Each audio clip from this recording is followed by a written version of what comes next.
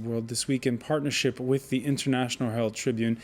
Here with us in this week's edition is Eleanor Beardsley of National Public Radio and Elisabeth Moutet of the Sunday Telegraph, Craig Kapitis of Bloomberg News, and freelance reporter Celestine Bolen. Now, we mentioned in part one the situation in Libya, and the day before that Libya summit, the French president, Nicolas Sarkozy, as he does every year, addressed French ambassadors in town for their annual, I guess you could call it their back-to-school seminar. And he issued that was actually quite a startling mea culpa when it comes to the whole Arab Spring. A mea culpa over the past coziness that France delved in when it came to certain unsavory leaders.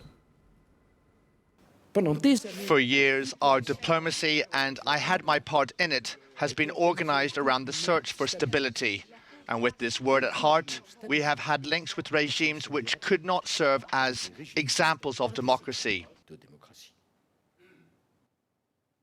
The Arab awakening, the people's aspiration for freedom, has made us break away from this contradiction between the values that we're trying to defend and the reality we should have acknowledged.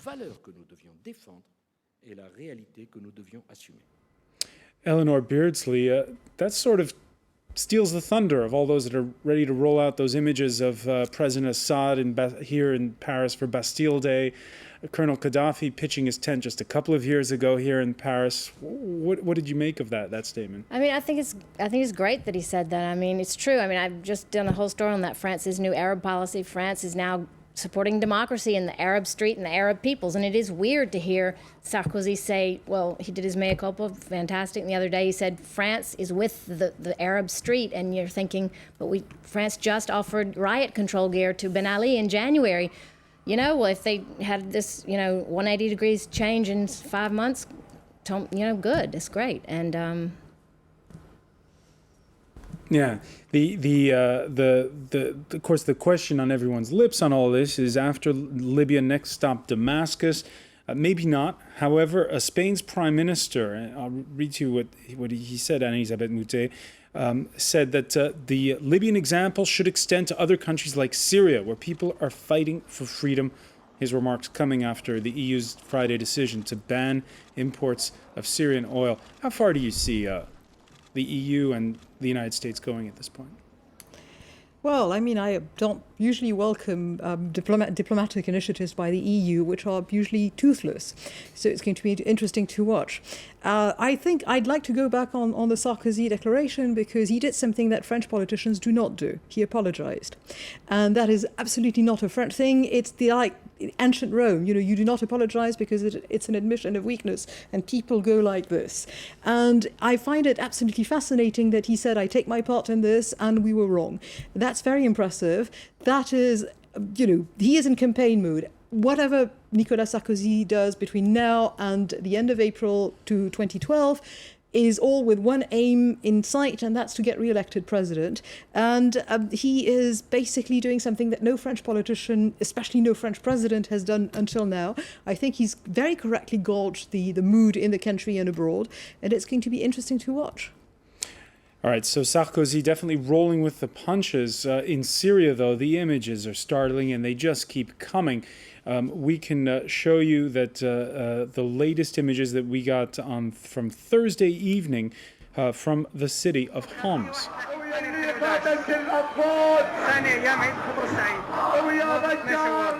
The chant there from the protesters is, Bashar, don't try to defy us. 2,000 killed since March in Syria. And yet, Craig Kapitis, they're still out in the streets. Bless their hearts. Where's the West? I still believe this thing is going to be settled. And I said this when this started on this show, and I still believe it. It's going to be settled with Turkish intervention at some point. So that EU ban on oil imports? Syria doesn't make anything. No one wants Syria. Syria is an afterthought in the global world of economics, commerce, production. The only thing that Syria kind of has there are all of these Kurds who the Turks don't want coming north. That's the only thing that is going to instigate the kind of military action that will really be required to overthrow Assad and his thugs. And I think that's going to happen because I've been on vacation, but in the snippets of news that I've read, there are more and more Kurds going across the border, angering the Turks more and more. And the best way to anger a Turk, and as a Greek I can tell you this, is send in another Kurd. That is going to do it. They don't like that threat. And you look at Turkey right now, it's in one of the strongest positions globally. The new government, Erdogan, he's consolidated power. Their economy is booming. They're all across the street from my office for the past 2 days. It's Turkish Delight City down there on Rue Scribe. They are the flavor du jour in the global community. And at some point, they're going to do something. When that is, I can't tell you. But do you agree, Celestine Bowen, that there's nothing that the West and the... I mean, I think, the problem is if they could do something, what would they do that would be effective? I mean, that's the big question. The fact is that the opposition is not unified. There's a big split between the people who are in the exile community and people on the street. There's, the religious, there's the Alawite Christian mix. All of this is very combustible. There's huge concern on the part of Israel, big U.S. ally, obviously, and huge concern in Iran, so that the sort of geopolitics are extremely complicated. Turkey sort of looks like it has a kind of a freer hand on one level, but it's also a player in this region with relations with these other groups, other countries as well. So, I think that what everybody hopes for is there can be something more negotiated than what we saw in Libya, that somehow there can be a transfer of power that doesn't go down to that kind of a wire. It's amazing to me that no pressure seems to have any effect on Assad. I mean, basically, that's what we're coming to the conclusion. I mean, will the Russians and the Iranians, for instance, now seeing what happened in Libya, step up their game? I mean, that's an interesting question. I don't know. And yet the people are still out there. They are. We're going to move on because still a lot to talk about, and we're going to talk about the fact that before his big return to France, Dominique Strauss-Kahn, free after attempted rape charges, paid a call on his former workplace last Monday, the former boss of the IMF, getting a warm welcome from former colleagues at the International Monetary Fund. However, it's fair to say that this was the week his successor stepped out of the shadows. France's former finance minister creating a media storm with her speech to a conference of central bankers last weekend, where Christine Lagarde said the following, that European banks need urgent capitalization. They must be strong enough to withstand the risks of sovereigns and weak growths. And Europeans are furious. And Elisabeth Moutet, the Eurozone leaders are furious. People at the European Central Bank are furious. The boss of Deutsche Bank saying, I think nothing at all of that statement.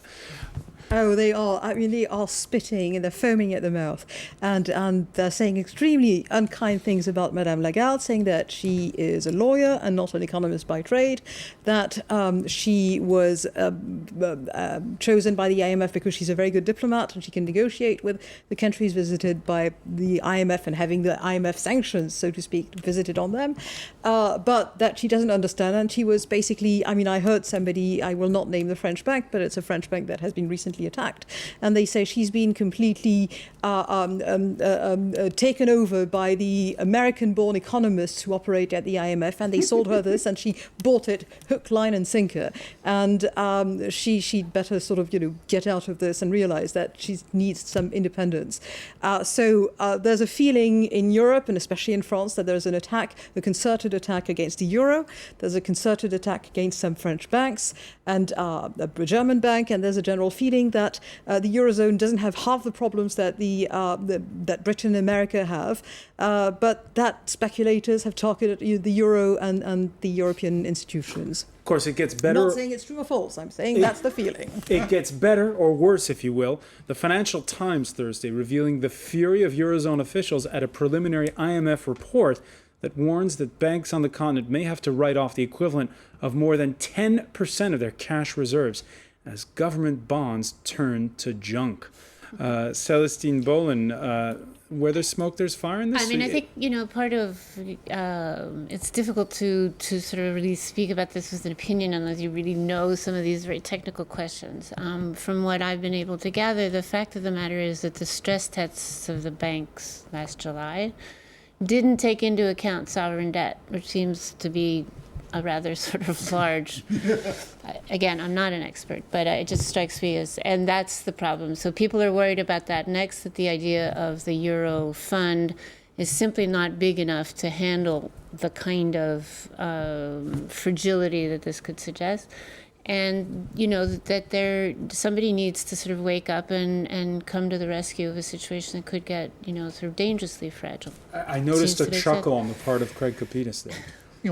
Look, bankers suffer from their own unique form of Alzheimer's disease. They can't even remember what happened last week, let alone 2 years ago. The global economy is in dire, dire straits. And as Celestine correctly points out here, there are so many factors and figures involved in this, and you can spin it many ways depending on the figure. How bad, people say, how bad is it?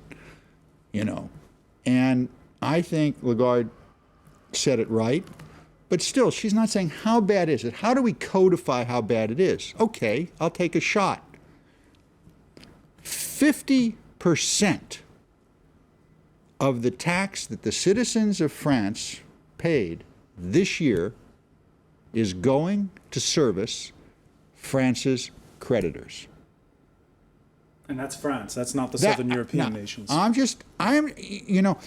of the problems with economies is try to think micro, not macro. Let's just look in France, where we all live. Now you think about that. This is a sovereign nation, a very powerful nation. 50% of its tax revenue is going to service its creditors. I think that's a statistic that comes with some juice and with some jazz and tells you how bad it is. How long can France, or if you look at this in any country, can they go along paying this amount of money to service creditors while at the same time maintaining the services of the state which people have come to require and depend on? All right, we're going to quickly move on because the clock is running out here. And before we go, France may have an answer, by the way, to the UK phone hacking scandal. However, it's more of a top-down affair, if you will. Two journalists for Evening Daily Le Monde did indeed have their phones tapped while researching the L'Oréal Cash for Campaign scandal. The cosmetic heiress Liliane Bettencourt reportedly giving out lots of cold hard cash to the campaign to elect Nicolas Sarkozy in 2007. The DCRI, that's France's answer to MI5, working to unearth the journalists' sources, journalists whose homes were burgled. Fabrice Lhomme and I were very exposed to pressure from the offices of the French president over the Bettencourt case. My apartment was burgled as well as Fabrice's. My phones were tapped several times. So we thought that if the authorities were prepared to do such things, then it seems likely that they indeed used more or less draconian methods. Now, one of the paper's sources, an advisor to the justice minister, suddenly found himself transferred to an assignment in French Guyana. Le Monde, writing in its front page editorial Thursday evening. Oh, that's the Financial Times. On its front page editorial Thursday evening, the very top echelons of power used public funds for private means and to protect the party of the president. They did not hesitate to divert police services from their true mission, which is to protect citizens. I'm going to ask you a question here, Craig Kapitas. Wasn't there a case like this in America called Watergate where The difference is that Woodward and Bernstein and the good folks of the Washington Post were not on the government payroll. Yeah, look, you lie down with dogs, you get fleas. Anyone who's interested in this, I just would refer them to The Hidden Face of Le Monde, this wonderful book written a number of years ago by Pierre Pien. These journalists, it's now been shown, they had their phones tapped and their apartments burgled. Okay, but Le Monde and the French written press for years, and this is well documented, particularly in this book, has been in bed with the French government. They take gifts, they take financials from them, they go on holidays. In instances, and you can see this in The Hidden Face of Le Monde if you want to read this book by the best investigative journalist in France, Pierre Pien. They oftentimes give their stories, their interviews, to be edited by them. So there has been. I don't know that story. Well, read the book. Yeah. You could look it up. I like it when Craig really gets going because it's always more fun. But I'm going to get going on the other side. Go ahead. Sorry. I just don't think that there's any excuse. You don't tap phones of journalists to find sources. That's why you have press laws to protect you. Stop it. Sorry. The government thinks Le Monde works for them. That they're using as an excuse the outrage that they feel that the journalists were divulging information from the courts, which is protected information by law. Also, it must be said, yes. But I mean, the fact is that press laws are there to protect the freedom of people to report things that they think are untoward in business and government.